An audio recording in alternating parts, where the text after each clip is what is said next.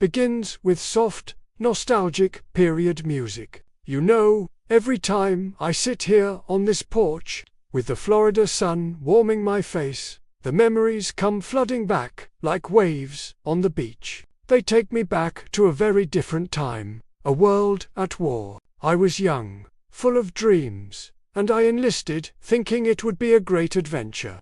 I was assigned as a messenger in Europe. My job was simple and deadly dangerous, to carry orders from one point to another, crossing battlefields. Back then, we didn't have the instant communication we have today. A message delivered at the right time could save an entire platoon. A delayed message, well, the consequences were unimaginable.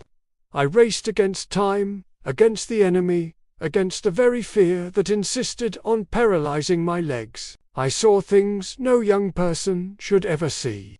I lost friends who were like brothers to me. Every day was a gamble with life. I remember one specific mission near the end of the war. The order I was carrying was crucial.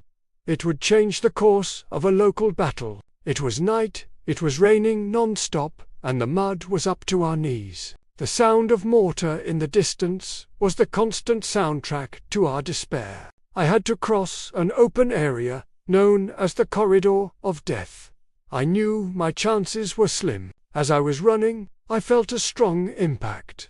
A flash, and then nothing. I woke up days later in a field hospital with no memory of how I got there. I found out that I was listed as missing in action, presumed dead. The message never reached its original destination through me. Another messenger was sent, and the battle continued as normal. But to my platoon, to my commanders, I was the messenger who never returned. Going back home was strange. The world had moved on. People were celebrating the end of the war. But inside me, a part of me was still there, lost in the mud of that rainy night. America welcomed me back, gave me a new chance. But the feeling of being a ghost took a long time to go away. Seeing my family again was the anchor that kept me grounded in reality, that prevented me from drowning in memories. It's funny to think about it now.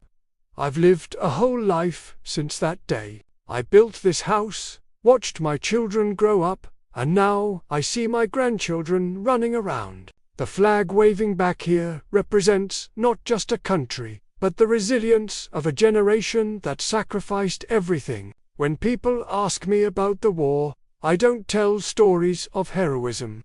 I tell the story of survival. The greatest battle was not against the enemy, but against oblivion. To forget the faces of friends who are gone, to forget the sound of fear, to forget who I was before all of this. It took me years to understand that I didn't need to forget. I needed to honor every step, every breath, every lucky moment that allowed me to be here today, telling this story. Many of my generation are gone now. Their stories went with them.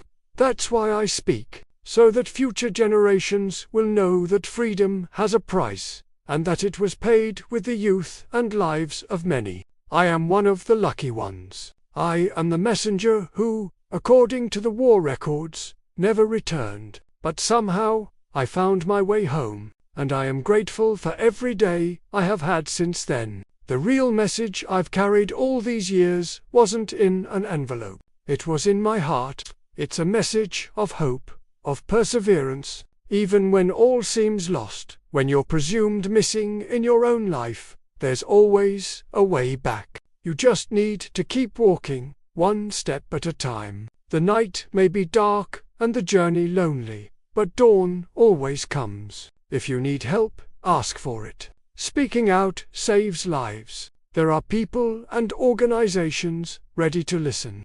Don't carry your burden alone. Thank you for listening. It's important that these stories don't get lost to time. If you enjoyed it, please share. Let's keep alive the memory of those who fought for us. Keep following the channel for more stories like this. Until next time.